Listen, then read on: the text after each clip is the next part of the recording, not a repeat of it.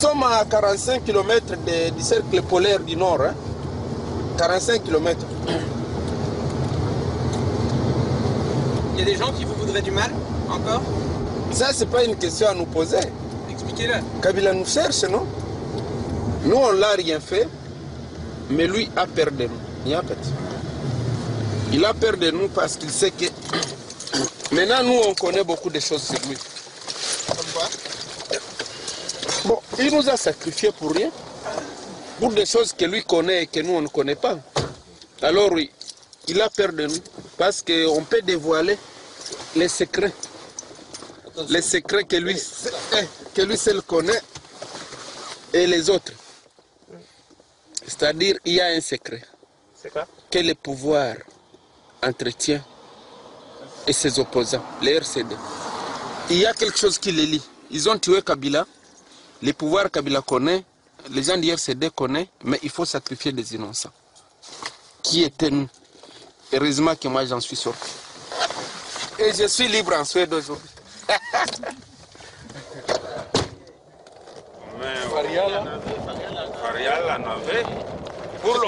Aujourd'hui, l'exil a réuni ces réfugiés politiques.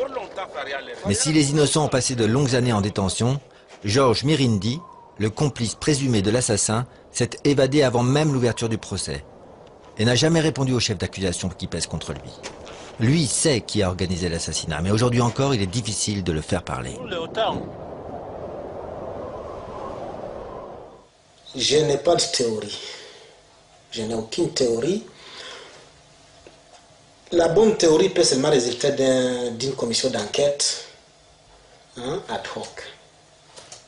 Cette commission d'enquête a présenté, laquelle on a présenté des versions qui ont conduit à des doutes et à un flou là, politiser les procès suffisamment pour qu'il n'y ait jamais de vérité. Donc c'est pas facile.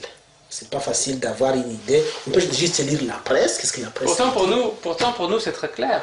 Rachidi a tué Kabila. Et Rachidi est sorti en courant. Si. Et puis il a été abattu par Chirimakoula qui l'a tiré dans les pieds. Oui. Et puis ensuite Edi Kapen est venu, il l'a exécuté. Mais Rachidi devait quand même avoir un plan de fuite qui n'a pas fonctionné. Et peut-être que vous étiez dans ce plan de fuite. On peut dire ça. On peut dire ça. Quand les gens veulent dire quelque chose, vous ne pouvez pas les empêcher de dire ce qu'ils veulent dire. Mais la vérité est autre. Rachidi Chiribagoula en tirant sur Rachidi. Chiribagoula n'a pas vu Rachidi tuer Kabila. Il a tiré sur lui, pourquoi? Parce qu'il a vu Mota courir et dire non, il vient de tirer sur le chef de l'État. Oui. Imaginons Mota. Si on peut imaginer que des balles viennent ici, si on sait les coups, ce que ça peut faire. Mota, un civil qui va courir derrière un militaire. Mota n'a même pas peur que cet homme-là qui vient de tuer, lui aussi on peut le tuer. Mota, il est qui ici pour qu'il puisse courir derrière quelqu'un? Chiribagoula avait entendu les coups de feu. Et il voit Rachidi sortir en courant du bureau. Oui, qu'est-ce qu'il pouvait ne pas dire à Chiribagoula que peut-être Rachidi courait pour une ou une autre raison? Est-ce que Chiribagoula a eu le temps de communiquer avec Rachidi? Est-ce que Chiribagoula a d'abord vu que les dégâts que Rachidi aurait commis? Donc c'est très flou. Et les Libanais? Oui. Héritier, Bilal héritier. Je m'attendais que ce genre de questions arrivent. Les Libanais. Héritier, je l'ai connu, effectivement. J'ai connu Héritier à l'ANER. C'est-à-dire quand, avant Georges Leta Mangasa, il y avait un certain Emile Kanyengele qui était chef de l'ANER. Alors, on a parlé, vous voyez le fils qui est en prison à Kinshasa, Mouranzi Broume Fiston. Quel rapport avec le Libanais? Je ne comprends pas. On s'écarte. J'ai l'impression qu'on s'écarte un peu. Oui, non. La question, c'est par rapport aux Libanais. On dit ce Bilal héritier. Pourquoi est-ce qu'on tue 11 Libanais le soir de l'assassinat? On dit que c'est un rapport avec un certain Bilal héritier qui travaille dans l'entourage du chef de l'État. Peut-être il peut avoir travaillé, mais moi je ne sais pas. Je ne sais pas. Chez Kala, il y avait beaucoup de gens qui venaient, de Blas, des Arabes. S'il est aussi venu un jour, Je ne sais pas. Il ne faut pas compter sur Georges Mirindi pour reconnaître son rôle dans l'assassinat. Je le faisais sortir. En attendant, à la prison de Kinshasa, d'autres paient pour le crime. Il faut que la vérité soit restituée. Il faut que la vérité soit restituée. On ne bâtit pas un pays sur la base de mensonges. Lumumba est mort. On ne sait pas trop bien comment. Kabila vient de mourir. Il est mort aussi. On ne sait pas trop bien comment. Et comment un pays va se construire sans connaître la réalité sur son histoire. Moi, je crois que c'est... On est mal parti. On est mal parti. Très mal parti. Avec des cadavres enfouis. On ne construit pas un pays avec des cadavres dans les placards de l'histoire. On est mal parti. Il y a un autre micro fixe qui est le filaire qui est là. Monsieur le Président de la République, vous avez parlé de l'impunité. Vous avez dit qu'elle ne pouvait plus prévaloir. Mais il y a des gens qui sont en prison, des personnes qui ont été jugées dans le cadre du procès de l'assassinat de votre père, un procès qui a été décrié par les organisations de droits de l'homme comme un procès inique. Parmi ces gens, il se peut qu'il y ait des innocents. Est-ce que, Monsieur le Président, vous avez l'intention de rouvrir ce procès un jour ou bien de prononcer une amnistie? Merci.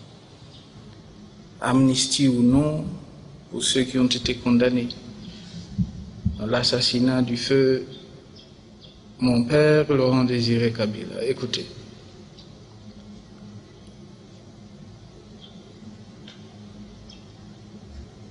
Il y a eu 2 ou 3 assassinats aux États-Unis de président de la République.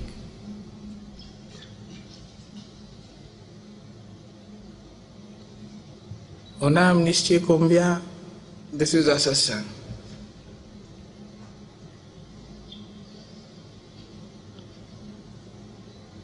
Vous savez,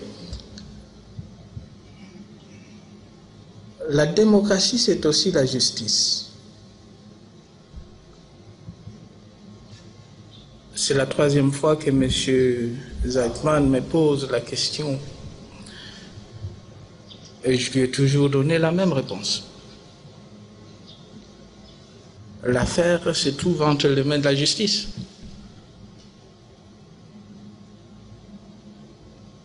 Je ne suis ni le président de la Cour suprême, ni le procureur général de la République d'ailleurs, ni l'auditeur.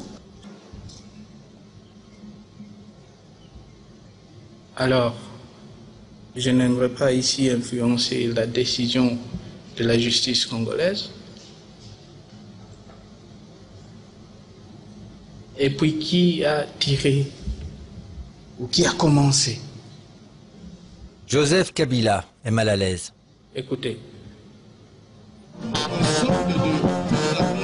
Il sait probablement que les complices et les organisateurs de l'assassinat courent toujours. Mais le procès lui a permis de faire croire qu'il avait trouvé les assassins de son père et d'asseoir son pouvoir. Il ne souhaite pas reprendre les enquêtes qui incrimineraient peut-être le Rwanda et les États-Unis, les ennemis de son père, avec lesquels il s'est réconcilié dès sa prise de pouvoir.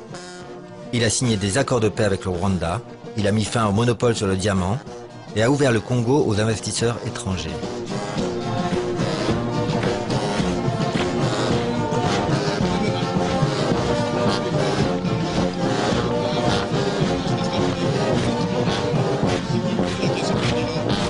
Quant à Antoine Boumilia, le détenu à la caméra cachée, après 10 années passées en détention, il a réussi à s'évader, laissant derrière lui 50 autres prisonniers sacrifiés à la raison d'État.